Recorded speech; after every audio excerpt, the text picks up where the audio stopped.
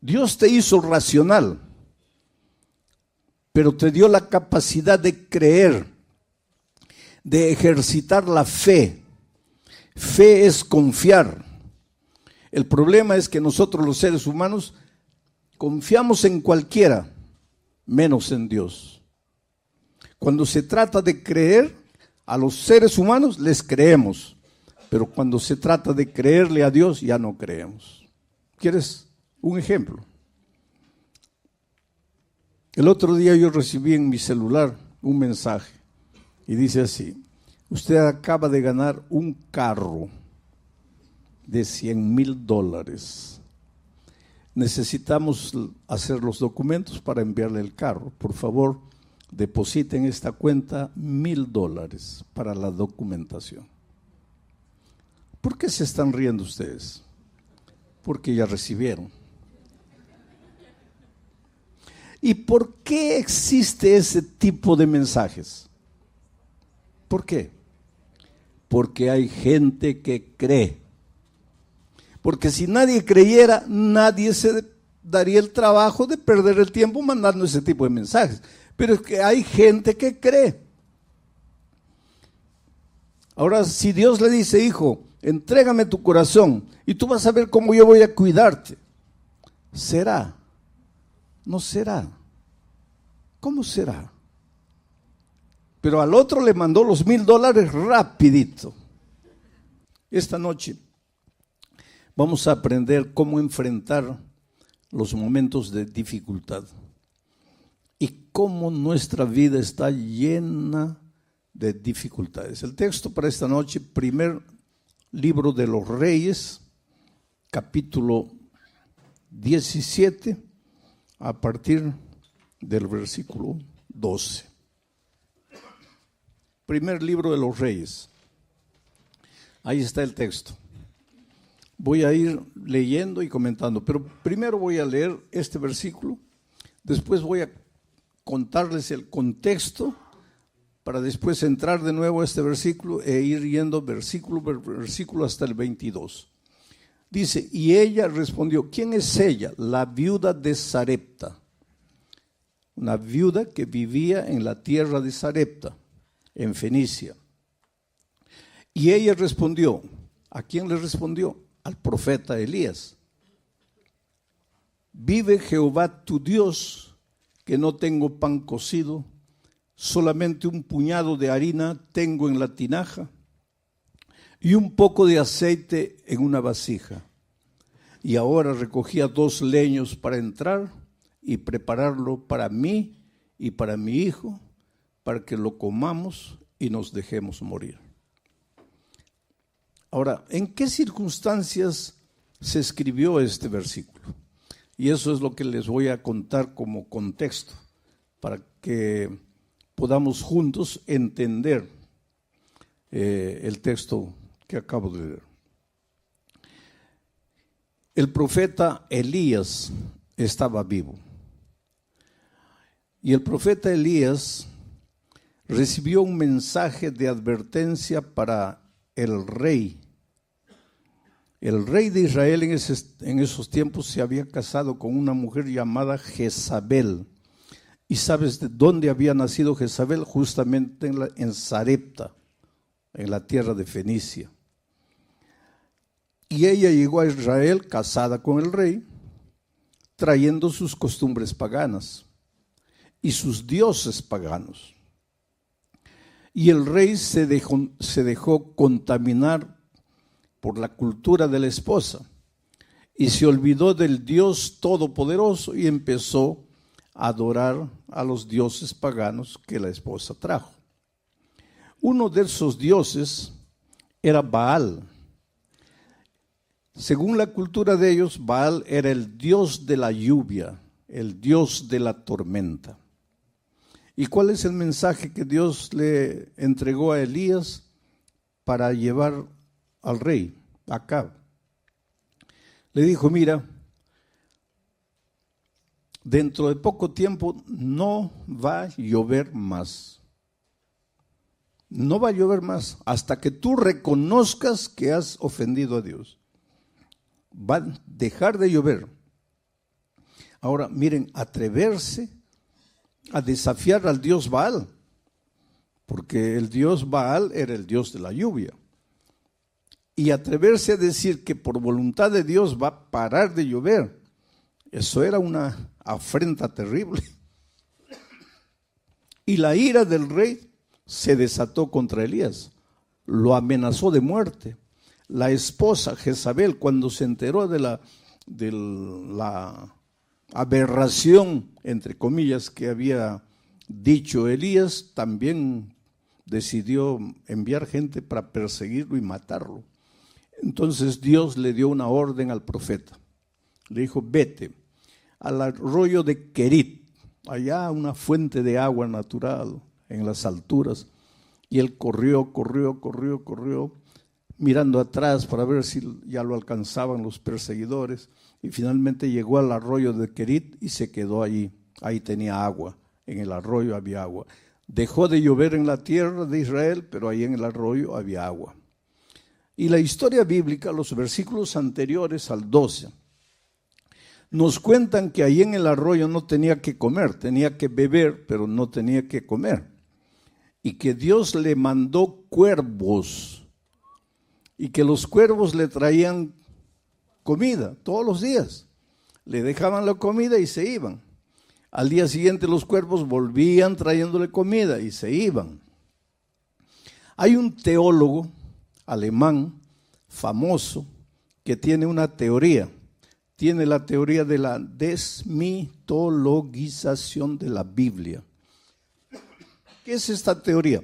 Él dice, mira, hay que sacarle a la Biblia, hay que sacar de la Biblia todo lo que parece mito. De ahí viene la palabra desmitologización. Hay que sacar de la Biblia todo lo que parece mito. ¿Y por qué este teólogo dice eso?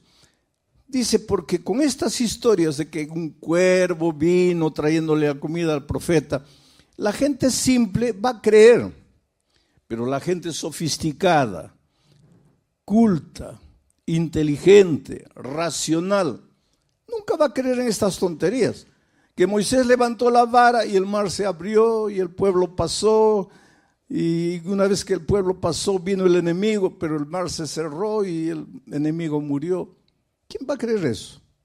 Que un cuervo trajo comida. ¿Quién va a creer eso? Que Jesús con un poquito de pan y de pez alimentó una multitud de 15,000. ¿Quién va a creer eso? Que el pueblo de Israel estaba muriendo de hambre en el desierto y Dios le hizo llover una comida extraña llamada maná. Este teólogo, un teólogo es alguien que estudia la Biblia, mucho. Dice, hay que sacar todas estas historias que parecen historias para niños, esto que parece mito, hay que sacar para que la gente culta, racional, pueda creer en la Biblia. Pero te digo una cosa, si tú a la Biblia le sacas todo lo que parece mito, no te queda nada. Porque la Biblia es un libro de milagros. Porque Dios es un Dios de milagros. Dios te hizo racional, pero te dio la capacidad de creer, de ejercitar la fe. Fe es confiar. El problema es que nosotros los seres humanos confiamos en cualquiera, menos en Dios. Cuando se trata de creer, a los seres humanos les creemos, pero cuando se trata de creerle a Dios ya no creemos. ¿Quieres un ejemplo? El otro día yo recibí en mi celular un mensaje y dice así: usted acaba de ganar un carro de $100,000. Necesitamos hacer los documentos para enviarle el carro. Por favor, depositen en esta cuenta $1,000 para la documentación. ¿Por qué se están riendo ustedes? Porque ya recibieron. ¿Y por qué existe ese tipo de mensajes? ¿Por qué? Porque hay gente que cree. Porque si nadie creyera, nadie se daría el trabajo de perder el tiempo mandando ese tipo de mensajes. Pero es que hay gente que cree. Ahora, si Dios le dice, hijo, entrégame tu corazón y tú vas a ver cómo yo voy a cuidarte, ¿será? ¿No será? ¿Cómo será? Pero al otro le mandó los $1,000 rapidito. ¿Te das cuenta cómo somos los seres humanos? En una ocasión, yo estaba en una campaña evangelística así y el pastor me dice, pastor, converse con una señora porque ella ya estudió la Biblia y la estudió con 5 personas diferentes, 5 cursos bíblicos diferentes, pero no se quiere bautizar. Y dígale, explíquele la razón bíblica del bautismo. Y entonces ella vino a hablar conmigo y llegó quejándose, lamentándose. Me dice, pastor, yo tengo que ser agradecida a Dios. Dios me ha cuidado siempre. La única tragedia de mi vida en realidad es la tragedia que arruinó toda mi vida. Y mi tragedia fue casarme, y voy a usar las palabras de ella, con un mujeriego, borracho, ebrio, golpeador de mujeres. Esa fue mi tragedia. Hoy día estoy sola, abandonada, con los hijos, sin saber qué hacer. Yo le hice una pregunta, ¿por qué dices que tu esposo era un mujeriego? Porque, pastor, me engañaba con todas las mujeres que veía en la calle, con mis vecinas, con mis mejores amigas. Le digo, pero respóndeme otra pregunta. Y cuando ustedes eran novios, ¿tú no viste ninguna característica de esos en la vida de él? Ah, sí, me dice, pastor, de novios ya me engañaba con mis amigas, con mis compañeras. ¿Y por qué te casaste? Es que él me prometía que nunca más me iba a engañar. ¿Y tú le creíste? Le creí, pastor. Y le digo, y vamos a cambiar de asunto, ¿por qué no te bautizas? ¿Sabes lo que me dice? Es que, pastor, yo quisiera bautizarme, pero mis familiares, mis amigos me dicen que me están lavando, haciendo un lavaje cerebral, que me están engañando, que la Biblia ya es un libro antiguo, que eso no es realidad. Me llenan de tantas dudas y yo no sé si creer o no creer. Ahora es interesante, yo no le dije a ella, les estoy diciendo a ustedes. Al mujeriego, borracho, golpeador, en las palabras de ella, le creyó. Y a Dios, no sé si creer, si no creer. Nuestro problema es ese, querido. Que encontramos cosas en la palabra de Dios y las dudas como hormigas carnívoras van subiendo. Pero la palabra de Dios nos sacude. Dice que la Biblia es como una espada de 2 filos que entra y penetra. Y a veces de noche nos atormenta porque sabemos que está escrito, tenemos la Biblia abierta, leemos una vez, está correcto, pero tengo miedo. Bueno, la viuda nos va a enseñar una gran lección esta noche. Elías se fue allá, fue alimentado por cuervos, y aunque te parezca que esa es una historia para niños, no lo es. Es la realidad más hermosa de la Biblia. Cuando la razón no te alcanza, cuando las fuerzas no te solucionan el problema, cuando el dominio propio, cuando la lógica humana falla, por favor no te desesperes. Dale a Dios la oportunidad de ser Dios en tu vida, de hacer las maravillas que la ciencia no puede explicar. que ningún ser humano puede explicar. Porque milagros, ya dije, en los milagros Dios rompe las leyes de la naturaleza. Por eso el milagro no puede ser entendido por la lógica humana, porque va contra todo lo que es lógica. Pero si esta noche yo me pusiese a contarles a ustedes los milagros que Dios ha hecho en mi vida, pasaríamos aquí la noche toda y no terminaríamos. Yo trabajé 3 años en la selva, fui misionero entre los indígenas de la Amazonía de mi país, 3 años. Dormí con ellos, dormí en el suelo, dormí en el árbol, caminé por la floresta. Muchas veces tenía que beber, otras veces no tenía que beber ni comer. Yo me acuerdo que muchas veces caminaba muriendo de sed, no había agua. Encontraba un charco lleno de renacuajos, ahuyentaba los renacuajos y me tomaba esa agua. Otras veces no había ni charco, había solo un lamazal. Me sacaba la camisa, colocaba lama, apretaba y las gotas que caían me las bebía. Por eso yo siempre digo, yo viajo por todos los países del mundo. Yo digo, la bacteria que quiere entrar a mi estómago tiene que pensar 50 veces, porque corre riesgo de morir dentro de mí.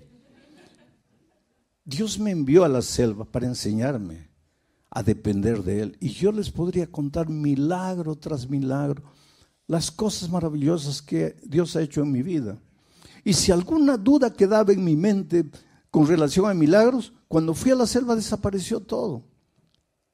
Cuando encuentro esto, para mí no me resulta difícil creer, porque yo he vivido en mi propia experiencia eso.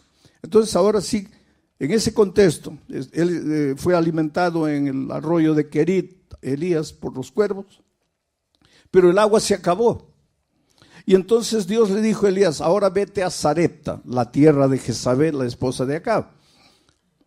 En Sarepta, en los límites con Fenicia, también sucedió ese incidente de Jesús. ¿Se acuerdan cuando una mujer Ciro-Fenicia vino y le dijo, Señor, ayúdame?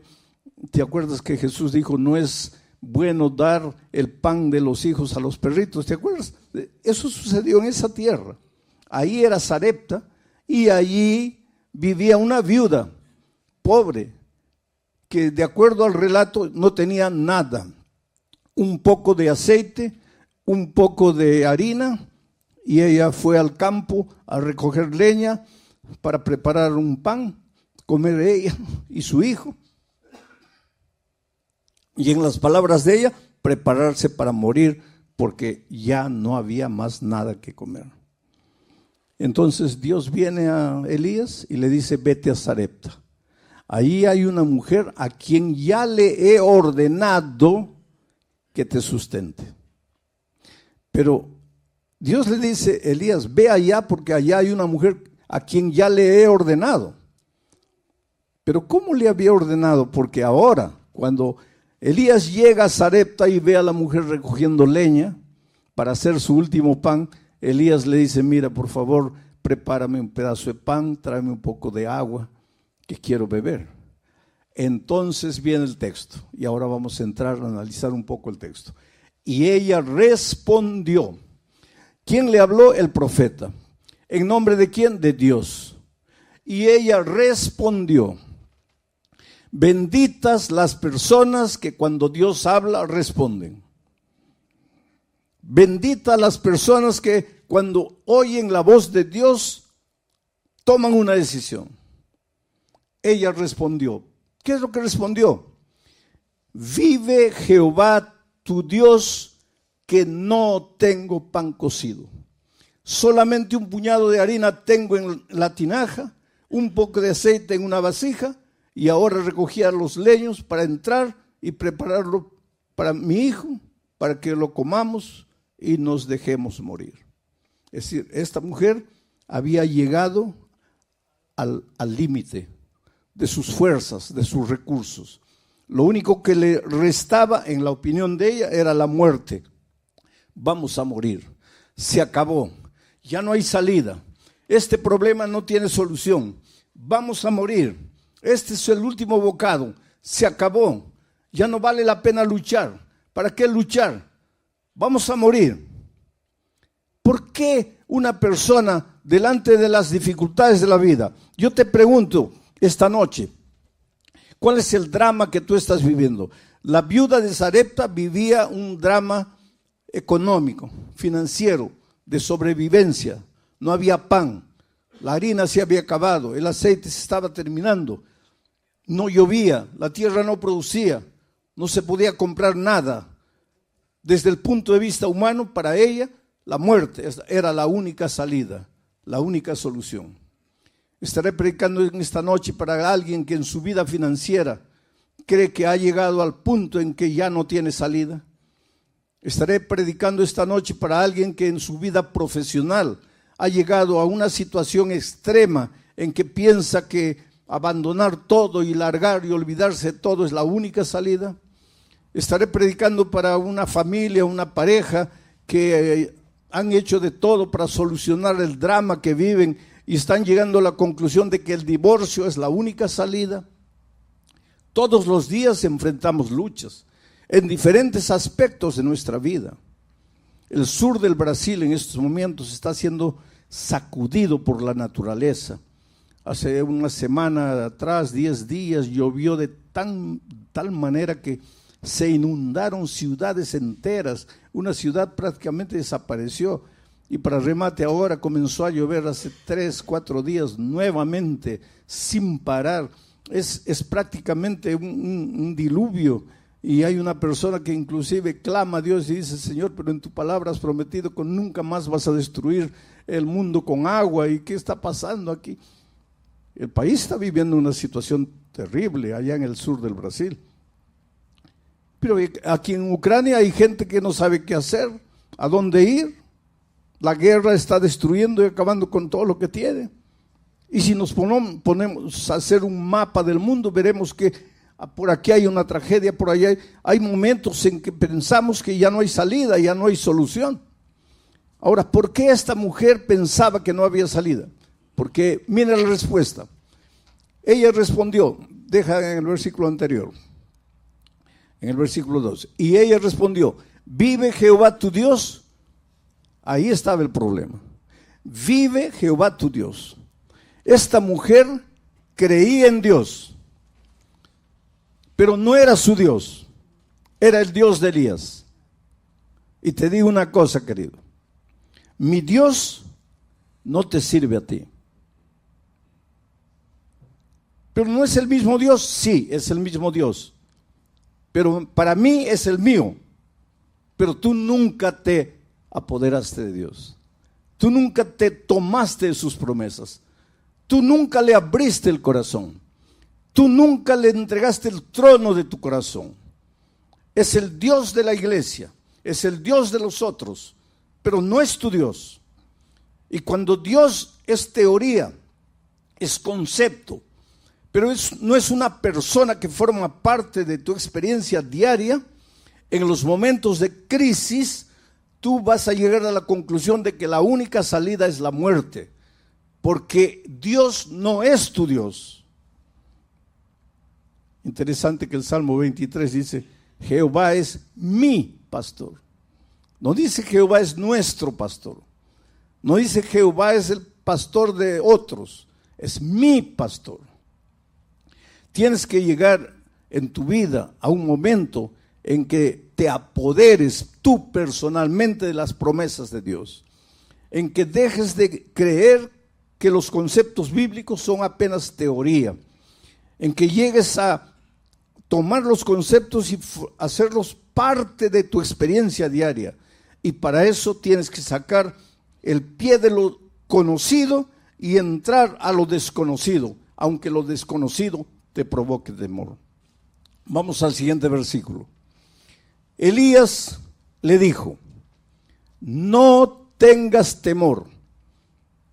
¿Te acuerdas la noche que yo prediqué sobre el temor, el miedo?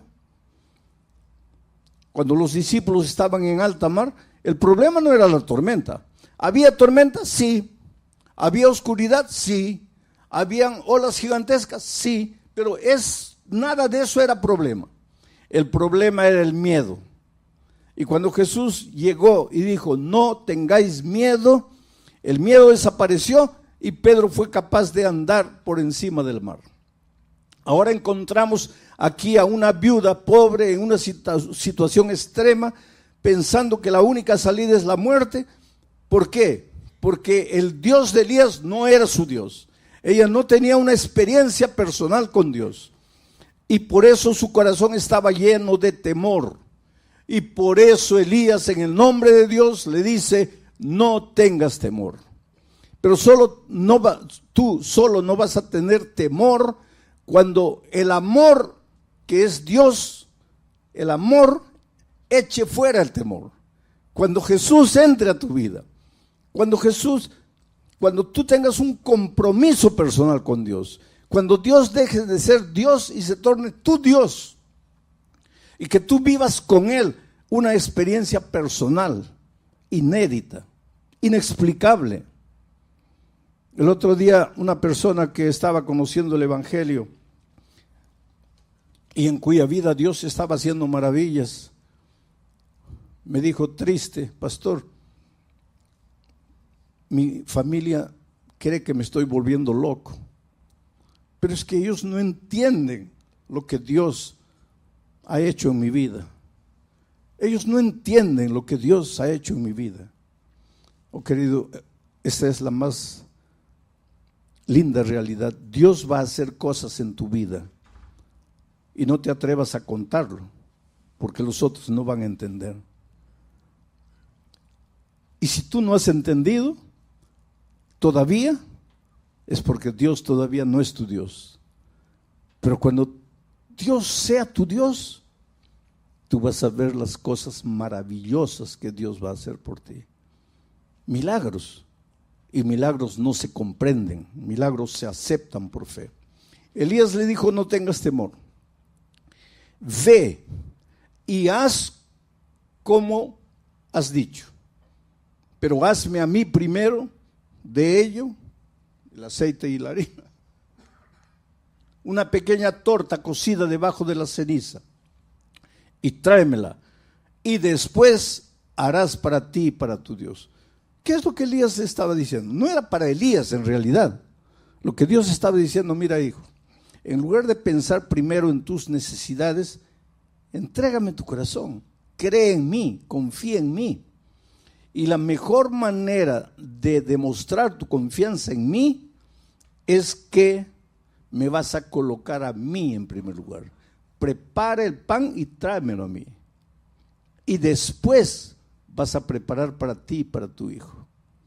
Esto es colocar a Dios en primer lugar. Es interesante que Génesis 1:1, el primer versículo de la Biblia, dice así: en el principio Dios creó los cielos y la tierra. Pero leemos el verso y no pensamos, no reflexionamos. Pero mira lo que dice. En el principio Dios. Después que Dios fue colocado en el principio, viene el verbo crear. Dios creó la acción. Y el resultado, cielos y tierra. Todos nosotros queremos los cielos y la tierra, pero nadie coloca a Dios en el principio. Si Dios no está en el principio, no hay cielos ni tierra. El crear sin Dios en el principio no tiene sentido. Tienes que colocar primero a Dios. Y eso es lo que Elías le dijo a la viuda: colócame a mí primero y después vas a ver. Siguiente verso. Porque Jehová, Dios de Israel, ha dicho así: la harina de la tinaja no escaseará, ni el aceite de la vasija disminuirá, hasta el día en que Jehová haga llover sobre la faz de la tierra. Jehová ha dicho así. Oh querido, puede haber la cantidad de dificultades y problemas delante de ti que tú puedas imaginar. nada va a ser capaz de derrotarte. Primero, si colocas a Dios en primer lugar. Y después, si crees en lo que Dios ha dicho. Y lo que Dios ha dicho está en la palabra de Dios. Es por eso que tienes que estudiar la Biblia. No creas lo que tus otros te dicen. Cree lo que tus ojos ven que está escrito en la palabra de Dios. Cuando alguien pretende enseñarte alguna cosa, que confirma tú con tus ojos que eso está escrito en la palabra de Dios.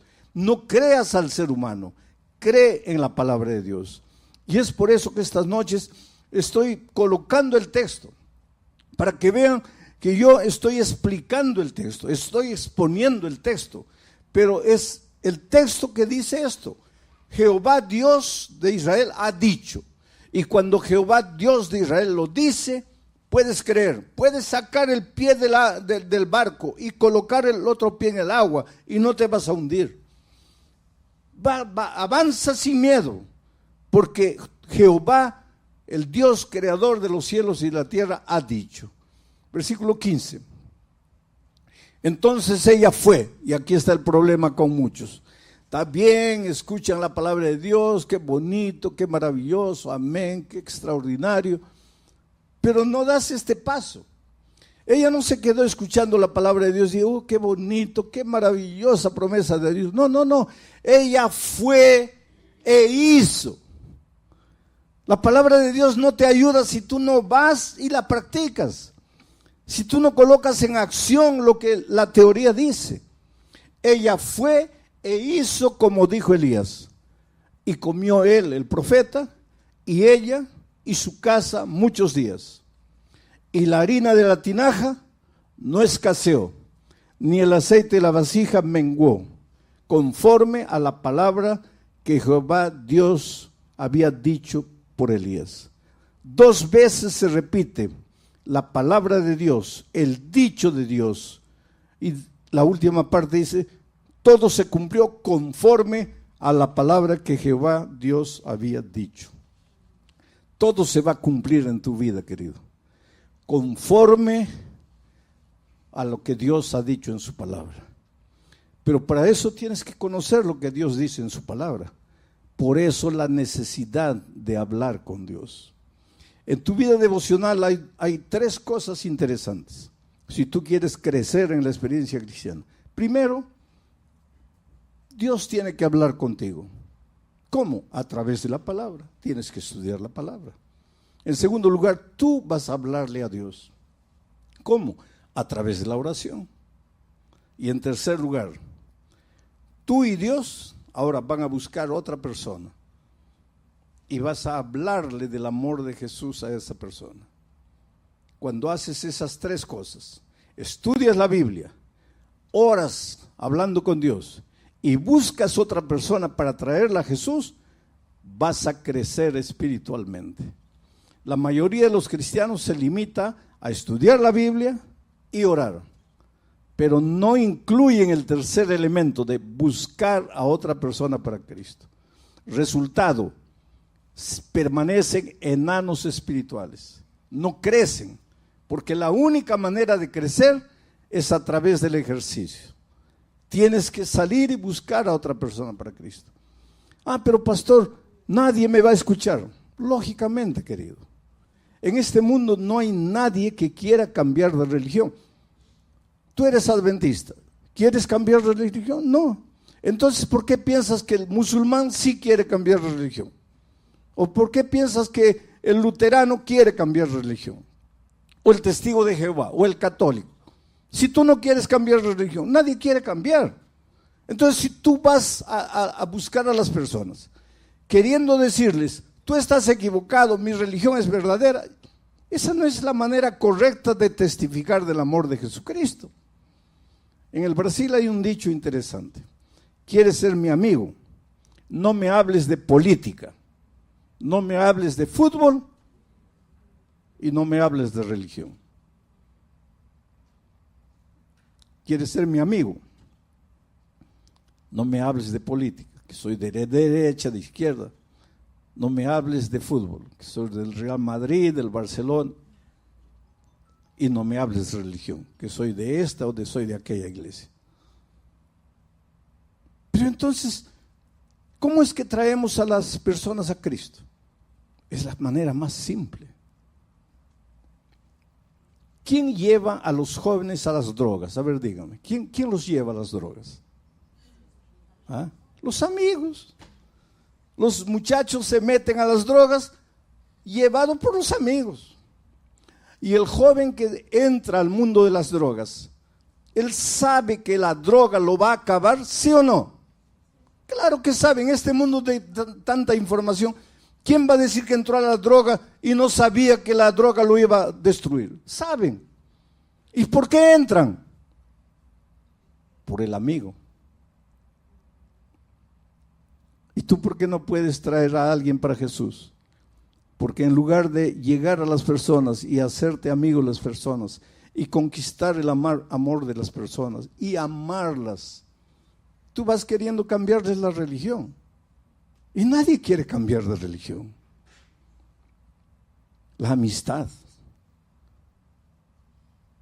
Miren, la viuda de Sarepta al comienzo, cuando llegó Elías, estaba toda triste, compungida, voy a morir, solo tengo un poco de aceite, no tengo nada, se acabó la vida. Se encontró con Elías, le dijo, ¿tu Dios? Elías dijo, no, mi Dios no te sirve a ti, tú tienes que apoderarte de la promesa divina. Y ella dijo, yo acepto, y con fe fue, y preparó el pan, y el aceite no disminuyó, y la harina no acabó. Ella hizo conforme al mandato de Dios, y la palabra de Dios se cumplió en su vida. Mi querido amigo, mi querida amiga, no sé en qué país estás, dónde estás. Tal vez en este momento estoy hablando contigo allá en la cámara. Estás en el lecho de un hospital, en la celda de una prisión, solo en tu casa, acostado en tu lecho. Tal vez estás desesperado sin saber qué hacer. Pero yo te digo una cosa, tú eres lo más precioso que Dios tiene en esta vida. Esto ya les he repetido esta semana, no es frase bonita de predicador, esta es la más pura realidad, cómo Dios te ama. En una ciudad llamada Cuiabá, allá en el Brasil, en la carretera hay una curva llamada la curva del diablo, porque es una curva cerrada.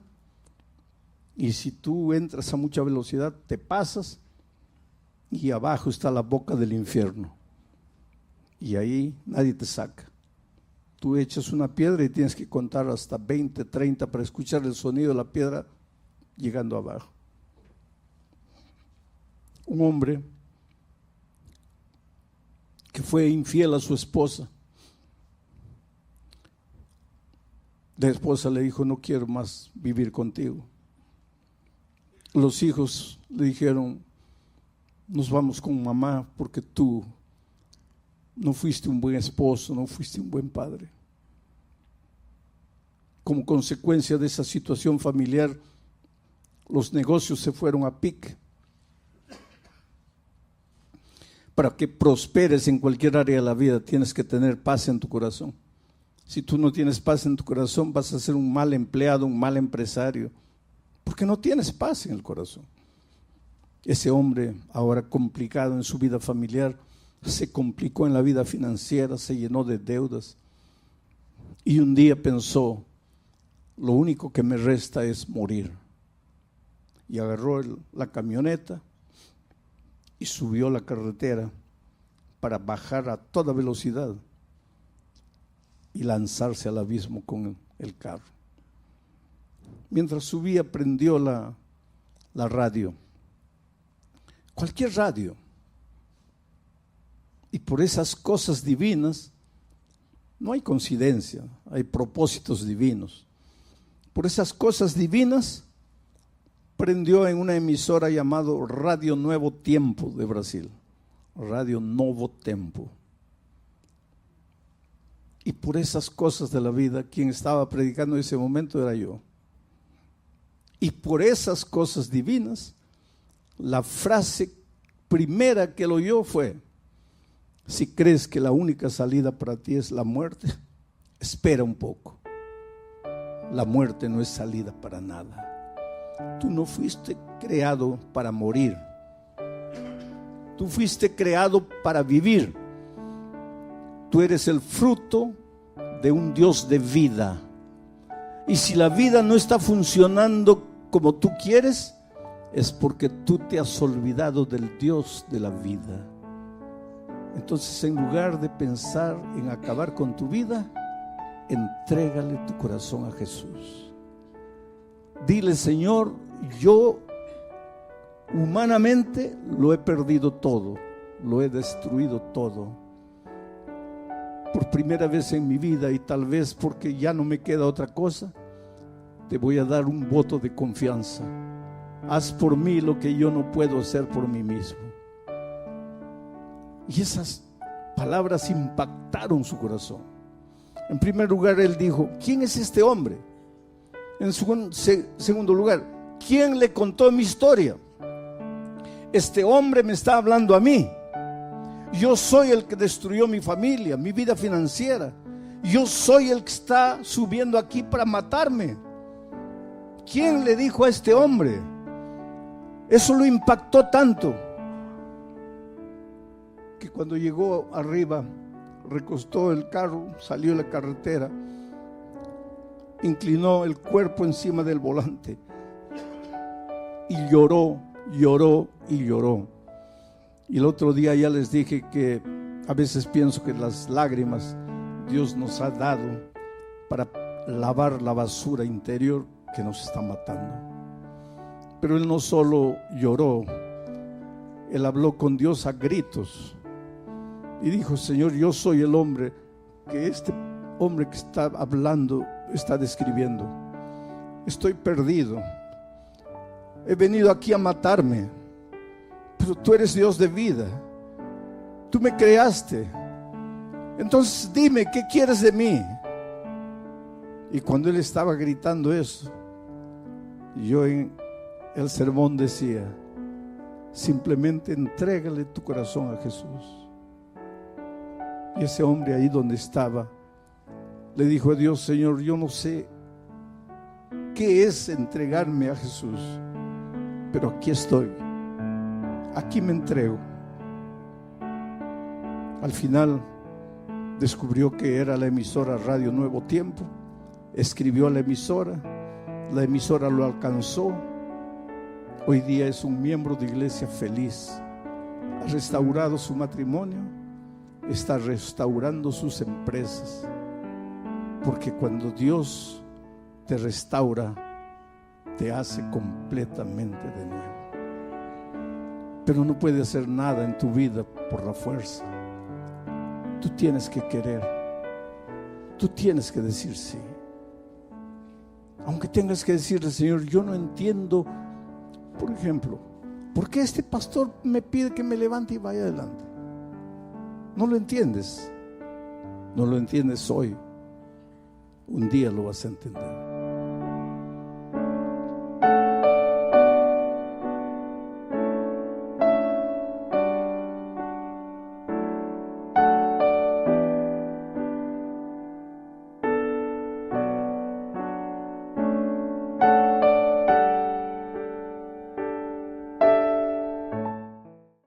Muy bien, queridos, vamos al texto bíblico, el libro de los Hechos de los Apóstoles, capítulo 26. Vamos a leer los versículos 27, 28 y 30.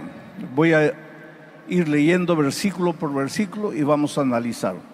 Antes de la lectura del texto, quiero contar para ustedes el contexto, para que ustedes entiendan el texto. Y el contexto es el siguiente: Pablo había sido preso por los judíos. Ya estaba preso 2 años, injustamente, porque acusaban a Pablo de querer destruir los fundamentos de la religión judía, lo cual era mentira. Los judíos no querían comprometerse, querían decir que ellos eran inocentes, que ellos no le estaban haciendo nada al apóstol. Entonces llevaron el problema para las autoridades políticas. En ese tiempo Festo era el gobernador de toda aquella área, y el rey Agripa estaba de visita por ese territorio. Y entonces Festo, el gobernador, en la cena de la noche anterior le dijo al rey Agripa: tengo un problema y no sé si tú me puedes ayudar. ¿Cuál es el problema? Tengo un prisionero ahí hace 2 años.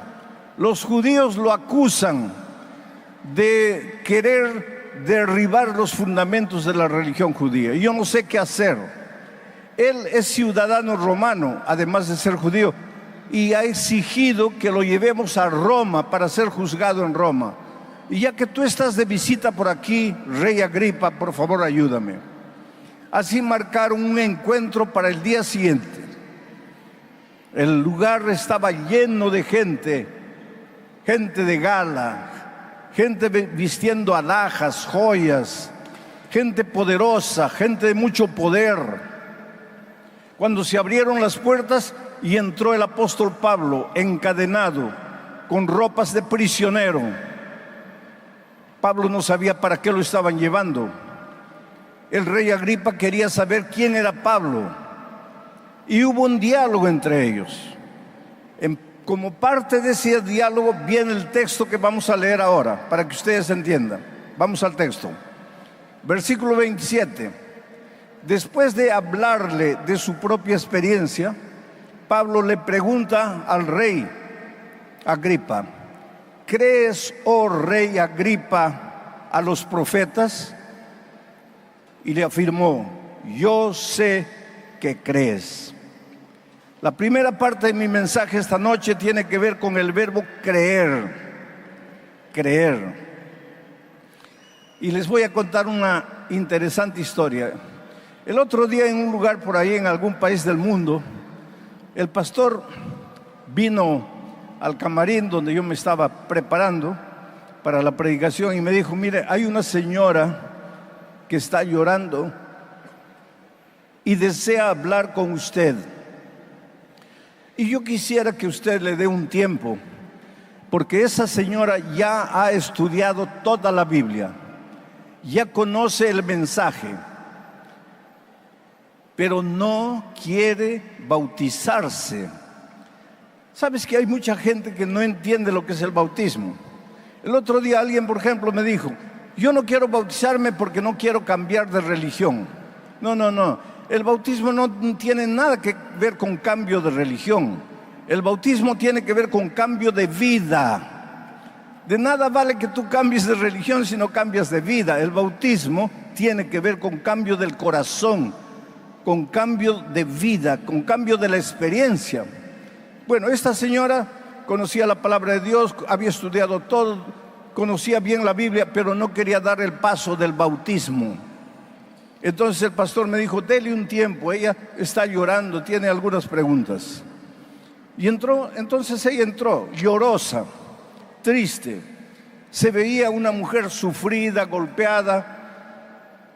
Yo le pregunté: ¿cuál es tu problema? Y voy a repetir las palabras textuales de ella. No son mis palabras, son palabras de ella. Me dice: pastor, yo tendría todos para ser feliz, pero hay un culpable de la situación en que me encuentro.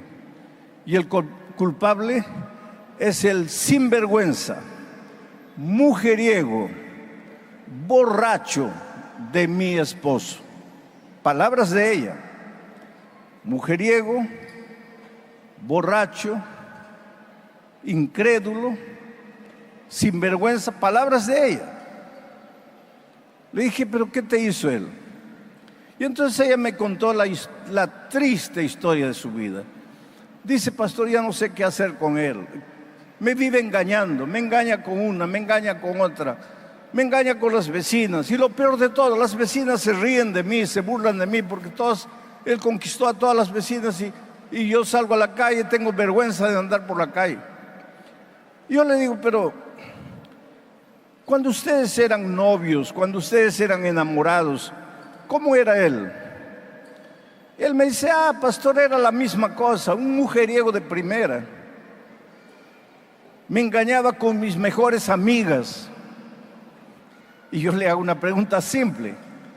¿Y entonces por qué te casaste? Y miren la respuesta de ella. Pastor, es que cada vez que yo lo descubría, él me pedía perdón, él lloraba, él me decía que era la última vez, que nunca más me iba a engañar. Y yo le pregunto, ¿y tú le creíste? Y ella me dice, sí, pastor, yo le creí. Y esa es mi desgracia. Ahora, yo no le dije a ella lo que te voy a decir esta noche a ti. Al sinvergüenza, mujeriego, en las palabras de ella, al sinvergüenza, mujeriego, borracho de su marido, le creyó. Pero cuando le pregunté, ¿y por qué no te bautizas? ¿Sabe lo que me dijo? Es que no estoy segura. Es que algunos me dicen que me están engañando, que me están lavando la cabeza, el cerebro. Entonces yo no sé si creer, si no creer. Al Señor Jesucristo no sabe si creer o no creer. Ahora, al sinvergüenza, mujeriego y borracho, le creíste. Ustedes se ponen a pensar en la incoherencia del ser humano. Somos incoherentes. Creemos con una facilidad. El celular toca. Abres un mensaje. Te acabas de ganar un carro Fiat, 0 kilómetro, pero mándanos 2,000 para los gastos de la documentación. Tú inmediatamente mandas los 2,000. A Jesús no le crees. Al estafador le crees. ¿Por qué seremos así los seres humanos?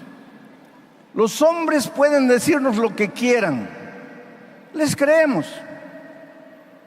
Pero cuando Dios nos habla, ¿será verdad? ¿No será verdad? ¿Cómo será? Es por eso que de unos años atrás me he propuesto no predicar sin tener el texto bíblico abierto, porque quiero que ustedes vean lo que está escrito, para comprobar que no les estoy predicando lo que yo imagino, lo que yo creo, sino que estoy leyendo el texto bíblico y comentando el texto bíblico. Aquel día, Pablo se encontró frente al rey Agripa. El rey Agripa era un hombre poderoso, era rey, tenía coronas, una corona, mientras que Pablo era un pobre prisionero. En lugar de una corona tenía cadenas en sus manos y en sus pies. El rey era soberano. Pablo era un pobre esclavo, prisionero. Sin embargo, el rey era un hombre desesperado y vacío. ¿Tú crees que él permitió ver a Pablo, o que él aceptó ver a Pablo porque él iba a resolver el problema en que Pablo se encontraba? No. Él tenía autoridad para hacerlo, pero no se atrevió a resolver el problema porque iría contra los judíos. Entonces, si él no iba a resolver ningún problema, ¿para qué aceptó verlo? Por un simple motivo. Él había oído hablar del Señor Jesucristo.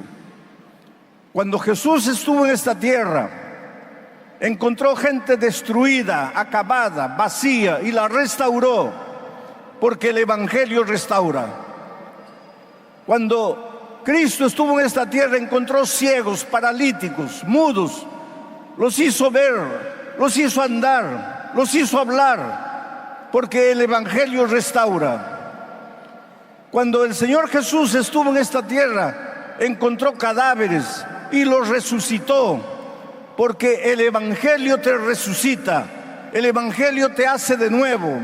Tú puedes estar en el fondo del precipicio, tú puedes estar amarrado a todos los vicios del mundo, pero el Evangelio tiene poder para libertarte y para restaurarte y para hacerte de nuevo.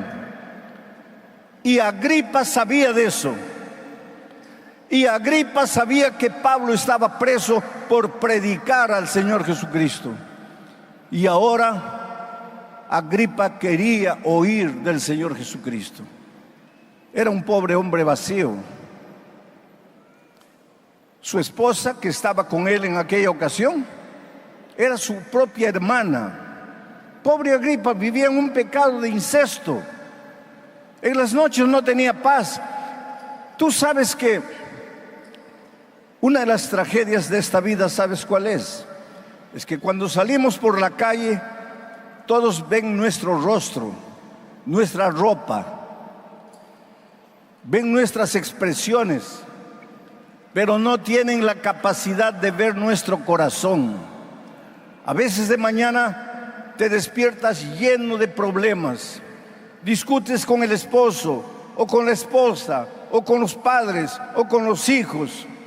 Tienes un montón de deudas para pagar, o estás corriendo peligro de perder el empleo, o tienes dificultad en el trabajo, pero te levantas y sales a la calle y sonríes para todo el mundo. Buenos días, qué buenos días. Es el peor día de tu vida, pero buenos días. La gente nos ve riendo, pero por dentro estamos llorando. La gente no tiene la capacidad de ver lo que hay en tu corazón. En este mismo momento, muchos están aquí, tal vez por un compromiso social. El otro día, un muchacho vino llorando a frente, entregando su vida a Cristo, y me dijo: pastor, yo soy un ateo, yo no creo en Dios, yo no creo en nada, pero esta noche vine porque me gusta una joven de la iglesia y yo quiero conquistarla, y ella me invitó, y yo no vine porque quería oír hablar de Dios. Yo no creo en la Biblia, yo no creo en nada, yo vine para conquistarla. Pero no importa el motivo por el que hayas venido, la verdad es que esta noche estás aquí y te vas a confrontar no conmigo, te vas a confrontar con la palabra de Dios, te vas a confrontar con el Espíritu Santo que toca tu corazón, que trabaja en tu corazón. Y aquel muchacho esa noche fue tocado por el Espíritu de Dios. El rey Agripa llamó a Pablo, dialogaron. Pablo no le predicó un sermón, Pablo le contó su propia experiencia. Tú sabes que el mejor sermón que alguien puede predicar no sale de la boca, sale de la vida. Tú sabes que el mejor sermón que tú tienes no está escrito en un papel, lo has vivido, es tu testimonio. ¿Cómo Dios te encontró? ¿Dónde Dios te encontró? ¿De dónde Dios te trajo? ¿Por qué estás aquí? ¿Qué es lo que hizo en tu vida? Si tú le cuentas a otra persona lo que hizo en tu vida Jesús, ese tu testimonio puede impresionar la vida de la otra persona. Y fue lo que sucedió con Agripa y Pablo. Pablo le dijo: rey Agripa, yo era un perseguidor de cristianos. Yo los perseguía, los prendía y los llevaba para ser juzgados y condenados. Pero yo era sincero. Yo perseguía cristianos con toda sinceridad. Yo creía que le estaba haciendo un favor a Dios. Ahora mi pregunta es: ¿eres un hombre sincero con Dios? ¿Eres una mujer sincera? ¿Los sinceros podemos equivocarnos? ¿Existe en la Biblia salvación por la sinceridad? ¿Tú crees que tu sinceridad es garantía de salvación? Tu sinceridad acaba cuando te confrontas con el espejo de la palabra de Dios Hasta que tú no sabías lo que estaba escrito, eras sincero. Pero cuando te deparas con la verdad, tu sinceridad acabó. A partir de ahí tienes que tomar una decisión. Pablo era un hombre sincero y con toda sinceridad perseguía a los cristianos. Y un día, a mediodía, camino de Damasco, montado en su caballo, el texto bíblico no dice caballo, pero los perseguidores en ese tiempo andaban montados en caballos. Pablo caminaba yendo a Damasco para aprisionar cristianos, cuando a mediodía el sol estaba esplendoroso, pero apareció un sol más esplendoroso que el sol de mediodía, un reflejo de luz que lo empañó, y él cayó por tierra y comió polvo. Y cuando quiso abrir los ojos, se dio cuenta que ya no veía, estaba completamente ciego. Y en su incapacidad, en su impotencia, en su desgracia, en su tragedia, en su derrota, en su fracaso, oyó una voz, la voz de Dios, que le decía: Saulo, Saulo, ¿por qué me persigues? Y él, desesperado en la oscuridad, porque no veía nada, preguntó: Señor, ¿quién eres tú? Y la voz le respondió: yo soy Jesús, a quien tú persigues. Toda su vida pensó que le estaba haciendo un favor a Dios. Y aquel mediodía entendió que estaba persiguiendo al propio Dios. Pero para entender lo que estaba haciendo, tuvo que caer, tuvo que comer tierra, tuvo que quedar ciego. Y en la inoperancia de la vida entendió que estaba persiguiendo al Señor Jesucristo. Yo conozco hombres que durante años pensaron que estaban persiguiendo a la propia esposa por ser ingenua y acreditar en la palabra de Dios, hasta que un día cayeron enfermos y en medio del dolor y de la enfermedad entendieron que no estaban persiguiendo a la esposa, estaban persiguiendo al Señor Jesucristo. Yo conozco gente que a voz en cuello gritaba y se ufanaba diciendo que no acreditaba en Dios, pero cuando el niño que amaba estaba entre la vida y la muerte, cayó de rodillas al suelo y dijo: Señor, la ciencia médica dice que no hay remedio para mi hijo, y yo siempre he dicho que tú no existes, pero si tú no existes, mi hijo va a morir. Entonces, por favor, ten piedad de mí, levanta a mi hijo. Y Dios hizo milagros. Qué pena que muchas veces, para entender que estamos huyendo del Señor Jesucristo, tenemos que conocer el lado oscuro de la derrota y del fracaso. Qué pena que para entender el camino de maldad, de rebeldía, de terquedad que estamos siguiendo, muchas veces tenemos que quedarnos solos en la vida, sin amigos, sin familia, sin dinero, sin valores, sin principios. Cuando el viento de la indiferencia sopla y castiga tu rostro, cuando humanamente no sabes para dónde ir, no sabes qué hacer, entonces levantas al cielo y dices: Señor, ayúdame. Mi padre, que ya descansa en Cristo, durante años dijo no, no, no. En unas vacaciones que yo retorné de Brasil, ya lo encontré en situación delicada. 2 meses después que yo partí, él descansó. Pero un día que yo estaba a solas con él, le pregunté: dime una cosa, toda tu vida le dijiste no a Jesús, ¿qué es lo que te llevó a decirle sí? porque yo bauticé a mi padre y yo tuve la alegría de entrar al tanque del bautismo para bautizar a mi propio padre, que toda su vida había dicho no. Y mi padre, que era un hombre duro y que pocas veces lloraba, aquel día yo vi 2 lágrimas rodando por sus mejillas y me dijo: hijo, mientras yo estaba en pie, solo podía contemplar el plano horizontal, pero un día caí en la cama y aunque no quería, tenía que mirar para arriba y encontré a Dios. Yo te pregunto esta noche, ¿qué esperas tú para aceptar al Señor Jesucristo? ¿Qué esperas tú para reconocer que a tiempo estás huyendo de Él? ¿Qué esperas tú para abrir la palabra de Dios y descubrir cuál es el plan de Dios para tu vida?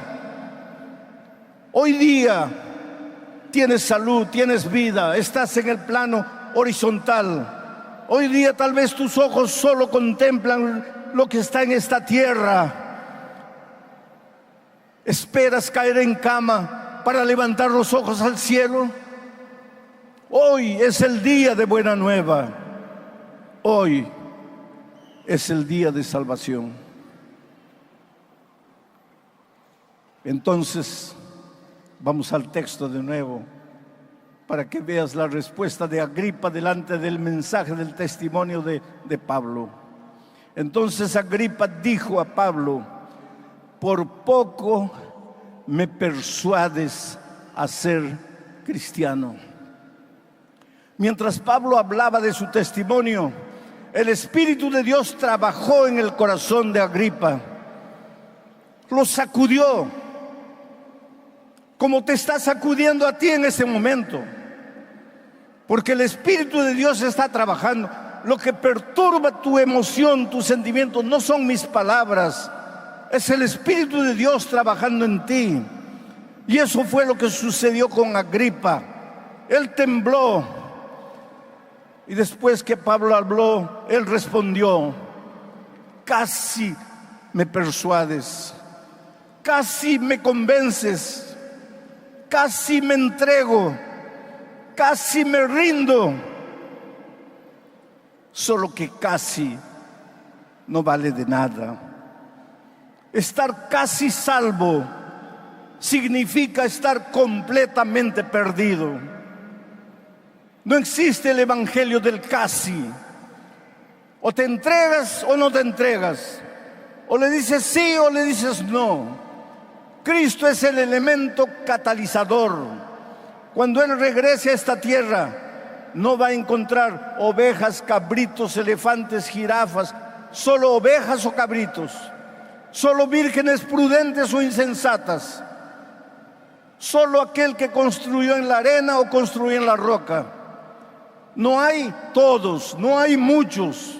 Solo tienes 2 opciones: o le dices sí o le dices no. Agripa buscó una tercera opción: casi no es opción. Casi salvo es estar completamente perdido. Y miren lo que dice el versículo siguiente. Volvamos al texto. Cuando había dicho estas cosas, el rey Agripa se levantó y el gobernador Festo también se levantó, y Berenice, la esposa hermana, también se levantó, y los que se habían sentado con ellos también se levantaron. Pero ¿sabes para qué se levantaron? Para salir sin aceptar el evangelio de Cristo. Esta noche yo te voy a pedir que te levantes, pero no que te levantes para salir. Te voy a pedir que te levantes para venir, que te levantes para entregarte a Jesús, para rendirte a Él. Yo estaba predicando en un país que guardo en mi corazón con mucho cariño. Hace 2 años atrás casi morí en ese país. El Señor me levantó de la muerte. En un país extraño, en un país distante que no hablaba mi lengua, cuya lengua yo no hablaba, incomunicado. Yo sentí que se aproximaba la hora de mi descanso. Pero hace años atrás fui a hacer una campaña evangelística a Kiev, la capital de Ucrania.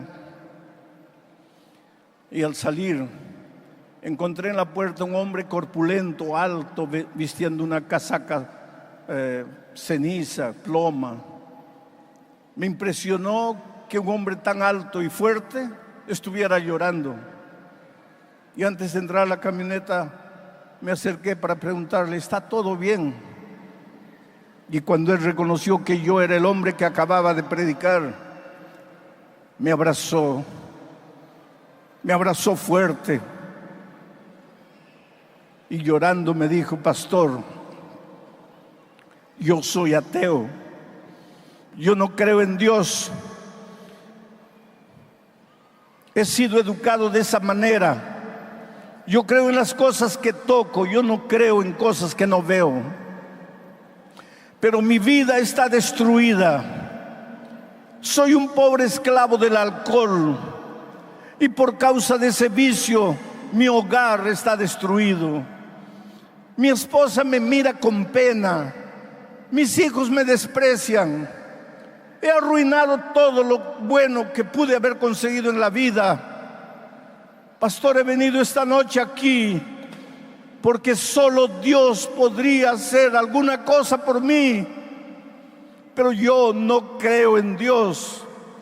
Por favor, ayúdeme a creer. Necesito creer, pero no puedo. Ese es el drama del hombre moderno. Tú puedes hacer lo que quieras, puedes luchar con tus manos, puedes ser inteligente, brillante, puedes dominar el conocimiento de nuestro siglo, puedes luchar para tener un futuro mejor, inclusive puedes alcanzar y encontrar dinero, fama, poder, gloria, lo que tú quieras, pero en el fondo eres un hombre vacío, una mujer vacía. En el fondo necesitas de Jesús, ¿sabes? Porque un día saliste de las manos de Dios y nunca serás feliz mientras no te devuelvas a Dios. Aquel hombre, verlo me dolía, porque yo estaba viendo en él el retrato del hombre de este siglo que necesita desesperadamente de Dios, pero tiene miedo de comprometerse con Dios, que necesita desesperadamente de la fuerza interior que solo Dios puede dar, pero tiene miedo de abrir su corazón y rendirse al Señor Jesucristo. La vida te ha golpeado, los seres humanos te han herido, estás tan resentido que piensas que Jesús puede hacer lo mismo por ti. Y en Romanos capítulo 6, versículos 3 y 4, dice así: ¿O no sabéis que todos los que hemos sido bautizados en Cristo Jesús, hemos sido bautizados en su muerte? Porque somos sepultados juntamente con Él para la muerte por el bautismo, a fin de que como Cristo resucitó de los muertos por la gloria del Padre, así también nosotros andemos en vida nueva. Hay varios pensamientos que quiero compartir con ustedes esta noche. ¿O no sabéis que todos los que hemos sido bautizados en Cristo Jesús hemos sido bautizados en su muerte? Vamos a hablar primero de la muerte. Muerte es contrario a la vida. Todos nosotros hemos nacido para vivir. Todos nosotros hemos nacido con vocación de vida. Al ser humano naturalmente le gusta vivir, le encanta vivir. ¿Por qué? Fuimos creados para la vida, no fuimos creados para la muerte. Aunque la vida sea la peor de las vidas, aunque la vida sea una vida de miseria, de limitaciones, de pobrezas, de dificultades, de dolor, de enfermedad, de traición, de violencia, cuando llega el momento de morir, el ser humano se agarra desesperadamente de la vida. Hasta un suicida, en la mitad del proceso de suicidio se arrepiente, solo que ya es tarde. Porque nadie quiere morir. El ser humano fue creado con vocación de vida, pero la muerte entró. Infelizmente la muerte entró. Y cuando estoy hablando de muerte, no estoy hablando de la muerte eterna, estoy hablando de la muerte. Vamos a pensar un poco esta noche en el misterio de la muerte. Todo empezó en el jardín del Edén. Dios les dijo a Adán y Eva, no toquen el árbol, porque si ustedes tocan, van a morir. Infelizmente ellos tocaron. Mi pregunta para ustedes esta noche es la siguiente: ¿murieron o no murieron? A ver, traten de descubrir. ¿Murieron o no murieron? Si murieron, ¿cómo siguieron hablando? ¿Cómo cosieron hojas de higuera para cubrirse la desnudez? ¿Cómo tuvieron hijos? Ahora voy a preguntarles de nuevo. Dios les había dicho, no toquen del árbol de la ciencia del bien y del mal, porque si tocan van a morir. Ellos tocaron. Mi pregunta, ¿murieron o no murieron? Murieron. Pero no es la muerte instantánea. Ojalá que hubiesen muerto instantáneamente. Porque si hubieran muerto instantáneamente, ya no habrían sufrido. Por eso dicen que la mejor muerte para morir es la muerte de accidente de avión. En 5 segundos estás muerto. La peor muerte es la muerte de cáncer. Vas muriendo, muriendo, muriendo y no mueres. Pero el avión en 5 minutos, cuando el avión se desploma en 5 minutos, moriste. Ya no sabes nada de nada. Cuando el avión cae al suelo, ya hace rato estabas muerto. Ojalá que Adán y Eva cuando pecaron hubieran muerto, ya se acabó. Ya no habría dolor, no habría sufrimiento, no habría miseria, no habría nada. Pero la muerte, querido, no es una muerte instantánea, es una muerte en el gerundio. Morir muriendo. Muriendo cada segundo, cada minuto, cada hora, cada día, cada año, vas muriendo, muriendo, muriendo. Lo peor del pecado no es apenas la muerte eterna, porque la muerte eterna, querido, pues ya es definitiva, ya no sabrás nada de lo que sucede, estarás muerto. No vas a disfrutar de la vida eterna, pero estarás muerto, no tendrás conciencia de nada. Lo peor de la muerte es que el diablo te va matando, matando, matando, matando todos los días. Mata tus sueños, mata tu familia, mata a tus hijos a través de las drogas, de los vicios, de la promiscuidad. Mata tus planes, mata tu salud, mata tu vida financiera. Llega un momento en que no tienes más ganas de vivir, porque el diablo te va matando, matando, matando. Yo estaba durmiendo una madrugada y el teléfono sonó. Miré el reloj, 1:00 de la mañana. Agarré el teléfono medio dormitando. ¿Quién es? Y una voz ronca decía así: usted es la última persona con quien hablo, porque cuando cuelgue me voy a matar. Me desperté. ¿Quién eres? No interesa quién soy. Me voy a matar. Le digo, calma ahí, pero ¿por qué te vas a matar? ¿Saben lo que dijo? Porque la vida que vivo no es vida. Pero estaba hablando conmigo. ¿Cómo no es vida si estaba hablando conmigo? Ah, querido, es que la vida no es un periodo de tiempo en que tu corazón bate, que tu pulmón respira. No, no, no. La vida no es andar, no es comer. Yo te pregunto, ¿estás vivo? No sé. Porque muchas veces tú escuchas esa expresión, esta vida no es vida. Esta vida es un infierno. ¿Para qué vivo? La vida no tiene sentido sin Cristo.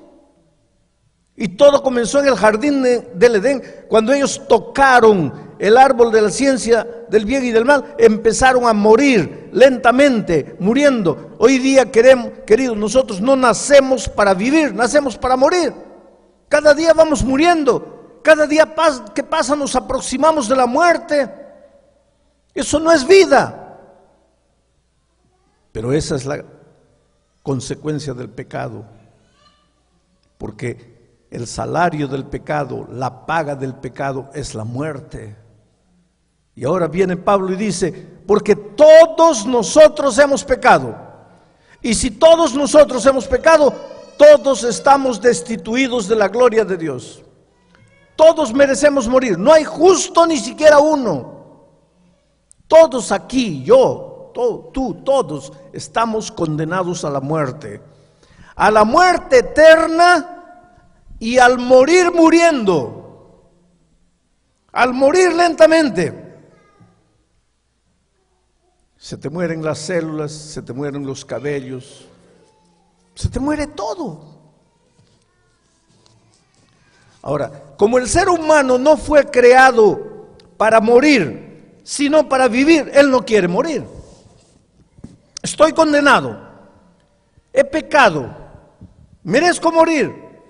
Pero como fui creado por Dios originalmente para la vida, no quiero morir. Me resisto a morir. Huyo de la muerte. Pero el pecado, la paga del pecado es la muerte. Yo pequé y tengo que morir. Ahora no quiero morir. Entonces voy a Dios y le digo, Señor, por favor, perdóname. No quiero morir. Por favor, no quiero morir. ¿Y qué hace Dios? Si Dios mirase desde el cielo a los hombres y dijese así, está bien, no quieres morir, entonces puedes irte. Estás libre. El diablo agarraría a Dios y le diría, espera un poco. No dices que tu palabra es eterna. No dices que la hierba se seca, la flor se marchita, pero tu palabra permanece para siempre. No dices. Muy bien, entonces, ¿qué es lo que dice aquí? La paga del pecado es la muerte. Y ahí, el hombre no pecó. Ahora porque te dice, no quiero morir, ya le dices, está bien, ándate. ¿Tú ves cómo el enemigo agarra a Dios en su palabra? Porque si la palabra de Dios es eterna y la paga del pecado es la muerte, entonces el hombre pecó, tiene que morir. Pero el hombre no quiere morir. Y Dios tampoco quiere que el hombre muera. Porque aunque el hombre pecó y merece morir, Dios lo ama. Y esta es una cosa que tienes que entender, querido. Que Dios te ama. Que Dios te ama mucho. Ya lo dijo y lo voy a repetir. Tú no puedes hacer nada para que Dios te ame. Porque Dios ya te ama sin hacer nada. Y tú tampoco puedes hacer nada para que Dios deje de amarte. Porque hagas lo que hagas, Dios te amará hasta el fin. Dios te ama.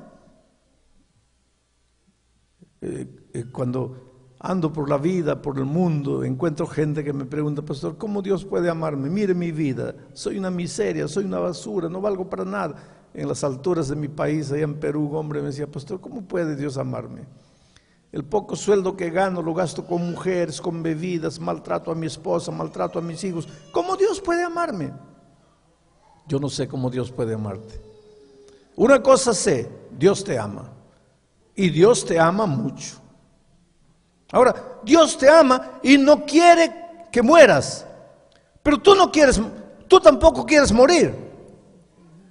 Pero su palabra dice, la paga del pecado es la muerte, y tú pecaste, tienes que morir, pero no quieres morir, y Dios te ama, tampoco quiere que mueras. ¿Qué hace Dios? Ahí aparece la persona maravillosa de Cristo. Porque Cristo se presenta ante su Padre y le dice, mira, déjame ir a la tierra como hombre, voy a hacerme hombre y voy a ir a la tierra y vivir como un hombre. Y Jesús vino a este mundo y nació de la Virgen María, anoche hablamos de eso, como un niño indefenso, y vivió como un ser humano. Y fue tentado en todo como un ser humano. Querido, no hay una tentación que tú tengas que Jesús no haya tenido en su vida. De donde el enemigo te ataca a ti, a Jesús lo atacó. No hay una tentación que tú tengas. Y Jesús tuvo una tentación que nosotros jamás tendremos. Quiere decir, además de todo, de que fue tentado en todo lo que nosotros somos tentados, Él fue tentado en una tentación más. ¿Qué tentación? Es que Él era hombre, pero era Dios. No dejó de ser Dios, pero era completamente hombre. Pero siendo completamente hombre, era completamente Dios. Es un misterio. Entonces muchas veces la tentación para Él no era solo ir atrás de las cosas de esta vida. La tentación para Él era usar sus poderes de Dios. Porque cuando vino a la tierra hizo un trato con su Padre, que en esta tierra no usaría sus poderes divinos para nada. Por eso el diablo en el desierto le dijo, si eres hijo de Dios, si eres hijo de Dios, si eres hijo de Dios, tratando de hacer que saque el poder de Dios que tenía dentro de él, pero él no podía, porque le había dicho a su Padre, voy a la tierra y voy a vivir como un ser humano, no voy a usar mis poderes divinos. Entonces Jesús, además de todas las tentaciones que nosotros tenemos, Él tuvo una tentación más que nosotros jamás tendremos, porque nosotros no somos Dios. Y Él sí, Él tenía la tentación de usar sus poderes divinos, pero fue tentado en todo y sin pecado. Él casi al final de su vida en esta tierra dijo, ¿quién me redarguye de pecado? ¿Quién apunta un pecado en mí? No hay pecado en Él. Entonces, ahora Jesucristo se presenta ante su Padre y le dice así, Padre, en tu palabra hay un principio. El hombre que peca tiene que morir. Pero de ese mismo principio se desprende otro principio. El hombre que no peca merece la vida. El hombre que peca merece la muerte. El hombre que no peca merece la vida. El ser humano pecó, tiene que morir. Yo fui a la tierra como hombre y no pequé, por más que fui tentado en todo. Entonces yo gané la vida. Ahora yo quiero hacer en la palabra no hay algo que no diga que yo no puedo hacer un intercambio. Entonces la vida que yo gané, porque fui tentado en todo y no caí, se la voy a dar al hombre. Y la muerte que el hombre merece porque él pecó, la voy a tomar yo para mí. Y fue eso lo que sucedió en la cruz del Calvario. Te voy a explicar de otra manera, con una ilustración. Mira, unos días antes de que matasen a Jesús, había un delincuente llamado Barrabás. ¿Te acuerdas de él? Un hombre malo, violento, matador, ladrón, asesino. La policía de Jerusalén lo buscaba a Barrabás y lo agarraron. Y cuando lo agarraron, toda la sociedad quedó feliz porque pensaron así, ahora sí, va a morir el enemigo. Ahora podemos salir en la noche tranquilos, que ya no nos va a hacer nada. Él ya está preso y fue juzgado y condenado a la muerte. En aquel tiempo, los peores delincuentes eran condenados a morir clavados vivos en una cruz. A veces tú no te das cuenta, porque nosotros decimos así: Jesús murió en la cruz. Sí, pero ¿qué significa Jesús murió en la cruz? Era la más cruel y sanguinaria muerte que podría existir. Porque mira, primero, antes de clavar a un hombre, primero le preparaban la cruz. Porque si el ladrón midiese 2 metros, no podría ser clavado en una cruz de 1,50. Entonces la cruz tenía que tener su tamaño. Entonces, una vez condenado el ladrón, llevaban las medidas al carpintero. Ahí el carpintero preparaba la cruz, tanto de brazo, tanto de largura, tanto de altura. Él llevaba la cruz, agarraba su dinero y se iba. Ahí estaba la cruz. A Barrabás le hicieron eso. Ahí estaba la cruz de Barrabás. Seguramente abajo en el pie también el carpintero colocó cruz para Barrabás. Ahí estaba la cruz de Barrabás, con las medidas de Barrabás, con el nombre de Barrabás, todo listo para Barrabás. Esa muerte de cruz era terrible. Porque, querido, nadie muere porque le hacen un hueco aquí y otro hueco aquí. Ni porque le hacen un hueco aquí y otro hueco aquí. Porque estos no son puntos vitales. Si te clavasen el clavo aquí, ahí sí. Si te clavasen el clavo aquí, tal vez. Si te clavasen en el riñón, quién sabe. Pero aquí nadie moría. Era de propósito. Le colocaban el clavo en puntos que no eran vitales. Entonces levantaban la cruz. Y con el peso del cuerpo del delincuente, las carnes se rasgaban. Y ahí se quedaba ahí, semidesnudo, clavado en la cruz, la sangre chorreando. Ahora, la ley de esos días no permitía que se le dé comida, ni agua. Todo lo que se le podía hacer es pasar un poco de algodón con vinagre en la boca, nada más. ¿Y cuánto tiempo quedaba ahí colgado el delincuente? Dependía. ¿Dependía de qué? De la resistencia. Uno fuerte, lleno de vida, de energía, podía durar 3, 4, 5 días. Ahora miren el drama. El hombre colgado, de hambre. De día el sol lo quemaba impiedosamente. En la noche, el viento helado de la noche lo castigaba como un chicotazo. El hombre estaba ahí, sangrando. La sangre se le secaba en los brazos. Las moscas venían, se le posaban en el rostro. El pobre no podía hacer nada, no podía moverse, no podía hacer nada. Muriendo de hambre, de dolor. Había un momento, a veces un día, 2 días. Había un momento en que el ladrón, el delincuente, le decía a la gente: por favor, mátenme ya, mátenme. Denme la estocada final, no aguanto, mátenme. Pero no lo mataban, porque esa condenación de crucifixión era planeada al propósito. Porque cuando el delincuente estaba colgado ahí pidiendo mátenme, ahí venía el papá de la chica que había sido violada por el delincuente. Y le decía: ¿y ahora?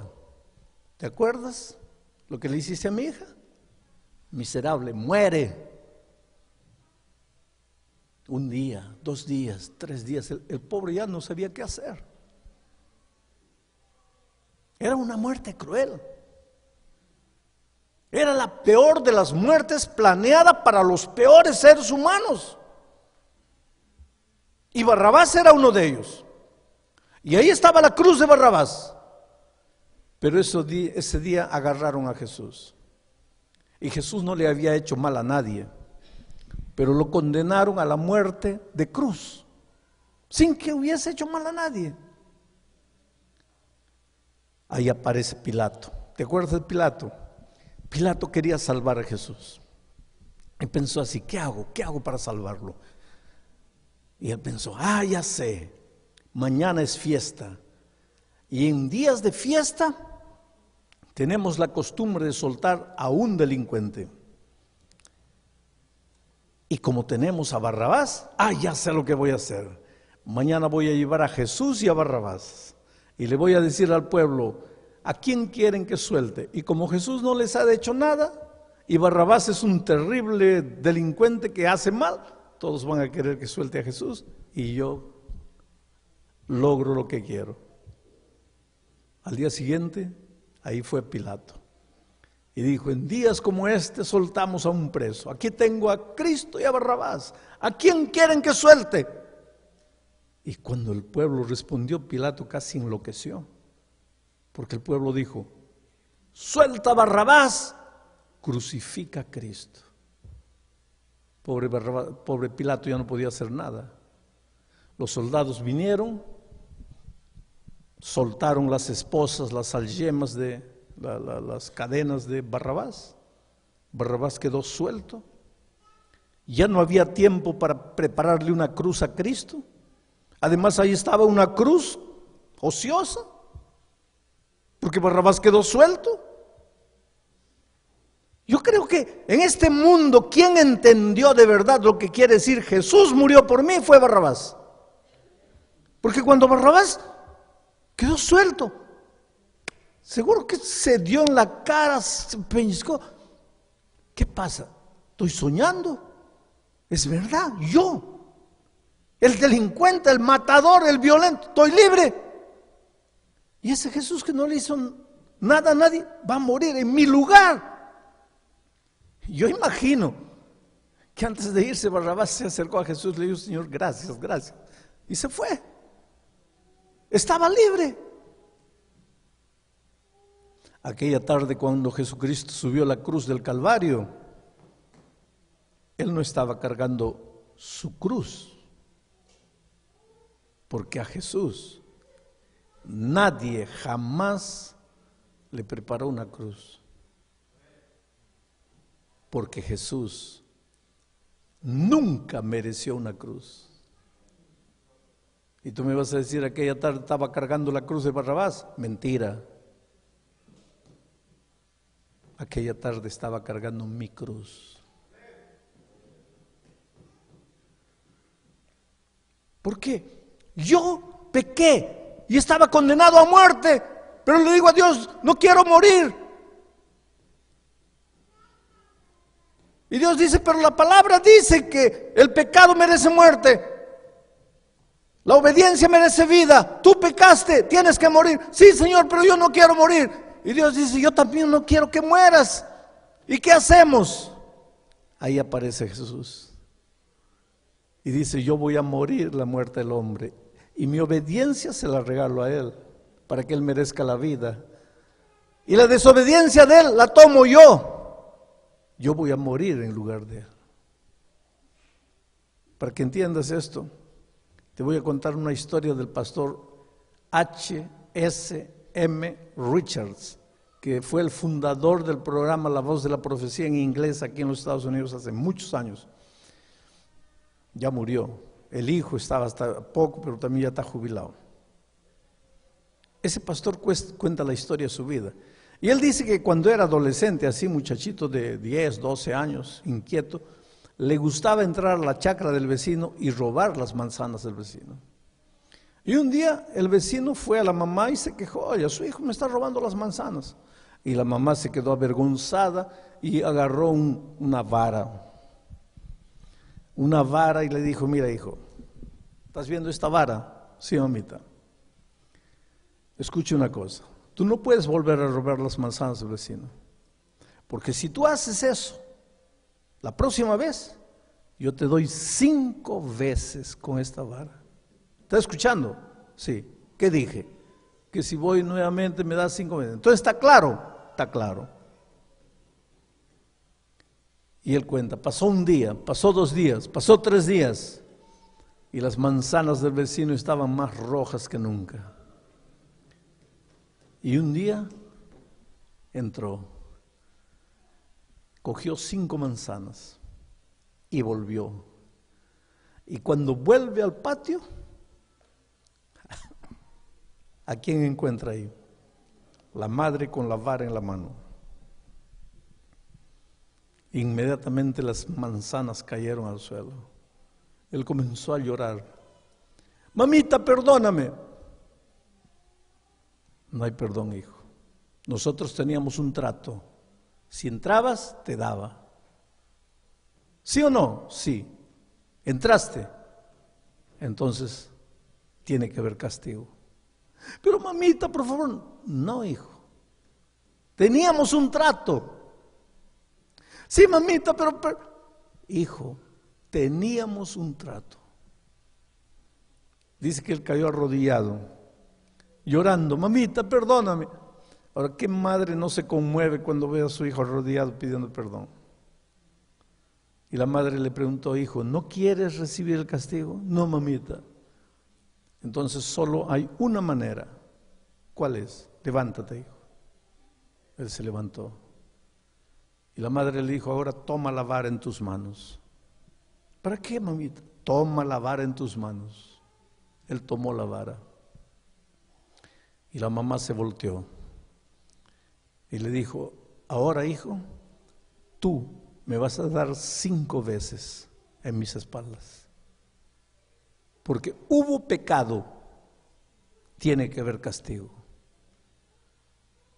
Tú mereces el castigo, pero yo te amo y yo voy a sufrir el castigo. Y eso es lo que hicimos en la cruz del Calvario. Cada vez que nosotros decimos, Dios mío, perdóname, ¿sabes lo que estamos diciendo? Señor, yo pequé, merezco morir, pero no quiero morir. Y Jesús dice, ¿no quieres morir? No, Señor, solo hay una manera. ¿Cuál es, Señor?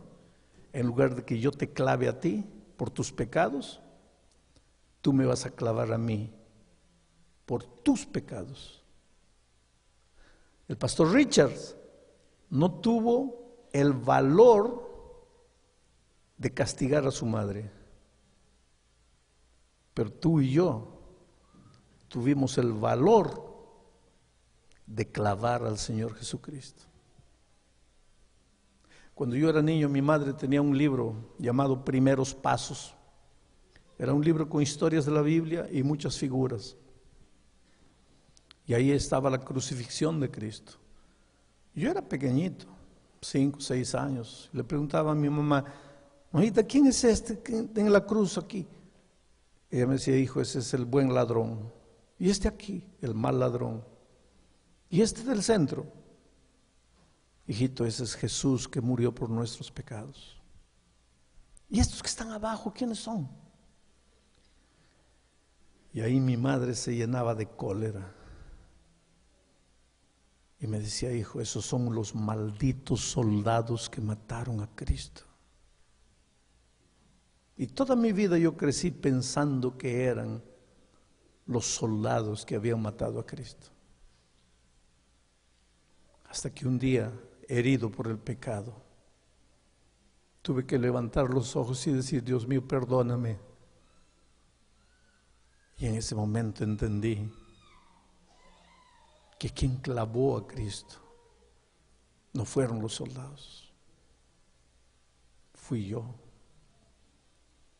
Porque la única manera de librarme de la muerte es clavando al Señor Jesucristo.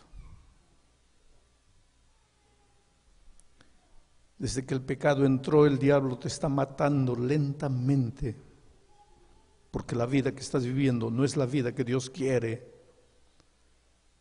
Ganando $8 por hora, eso no es vida, querido.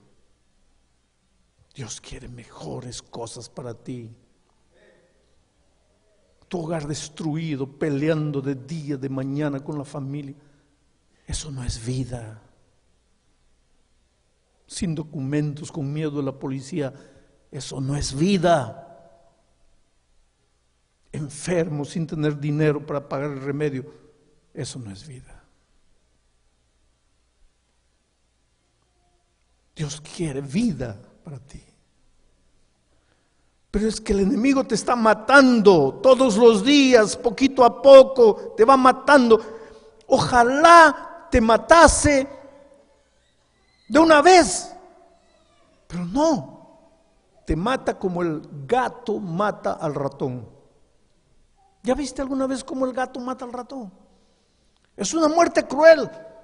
Juega, lo echa para aquí, lo echa para allá, lo echa para aquí, lo muerde, pero ojalá que lo mordiese, no lo muerde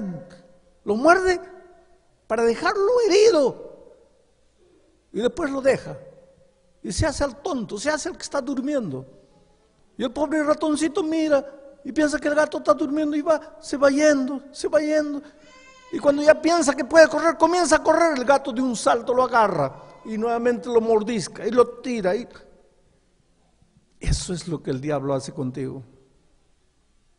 Le prometes, Dios mío, ahora ya nunca más, esta es la última vez. ¿Cuánto te dura tu promesa? 1 semana, 2 semanas, ahí el diablo te agarra de nuevo, te asfixia, te amarra, te esclaviza en el vicio, en esto, en aquello, en la bebida, el cigarro, la droga. Eso no es vida. Y ahora tú le dices, Señor, yo quiero vivir, por favor, dame la vida, no quiero la muerte. Y entonces Jesucristo te dice, solo hay un camino para que tú no mueras. ¿Cuál es ese camino? Ya no es clavarlo a Él.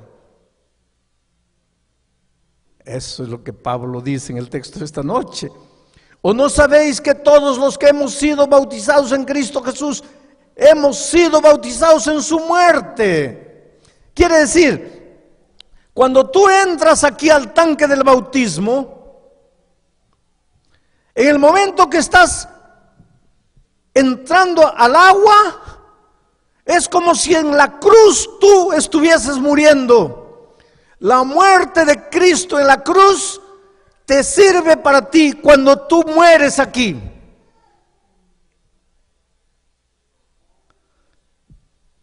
No basta creer para ser salvo. Porque Santiago dice que los demonios también creen y hacen más, tiemblan, pero no se van a salvar. ¿Por qué? Porque no basta creer. Marcos 16 dice, el que creyere ese será salvo. El problema del diablo es que cree, mas tiene miedo de agua. El que creyere y fuere bautizado. Y Pablo viene ahora y dice, y en el momento que eres bautizado, estás siendo bautizado en la muerte de Cristo. Y así como Cristo murió y resucitó, cuando tú también entres aquí, sales resucitado para una nueva vida. Ahora estabas andando aquí, destruido, vida financiera acabada, vida familiar a los pedazos, los hijos por un lado, los vicios, la desgracia, la promiscuidad. Cuando eres bautizado, la muerte de Cristo te sirve. Ya no necesitas morir porque Cristo murió por ti. Y tú te apoderaste de la muerte de Cristo al entrar al agua, y cuando sales del agua, sales para novedad de vida. Ahora vas a caminar ya no en la dirección de la muerte, sino en la dirección de la vida. Por eso el bautismo no es una opción. Porque tú tienes 2 caminos. Porque todos pecamos y todos estamos destituidos de la gloria de Dios. Y todos merecemos morir. Y no hay justo ni siquiera uno. Entonces solo tenemos 2 caminos. O nosotros morimos por nuestros pecados, o Cristo muere por nuestros pecados. Para que Cristo muera por nuestros pecados, tenemos que entrar ahí. Porque cuando entramos ahí, la muerte de Cristo sirve para nosotros.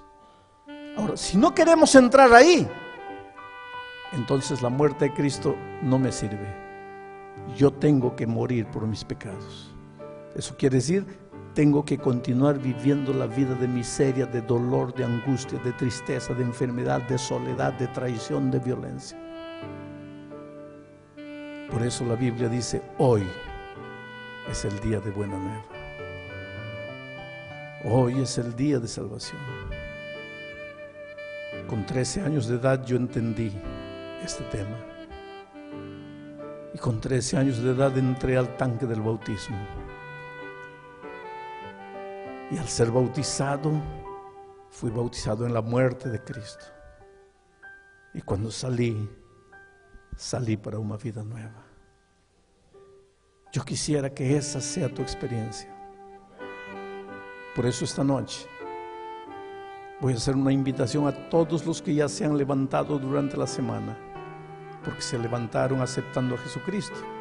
Pero esta noche les voy a hacer una invitación para que den un paso más adelante. Ya aceptaron a Jesucristo, ya vinieron las otras noches, pero ahora quiero que te levantes de nuevo, porque quiero invitarte a dar un paso más. Y ese paso más es el siguiente. Si quieres decirle al Señor: yo quiero ser bautizado en tu muerte. Yo quiero que tu muerte me libre de la muerte. Tal vez mañana, tal vez la próxima semana, tal vez antes de que empiece el año nuevo, bautizado en la muerte de Cristo para vivir una nueva experiencia.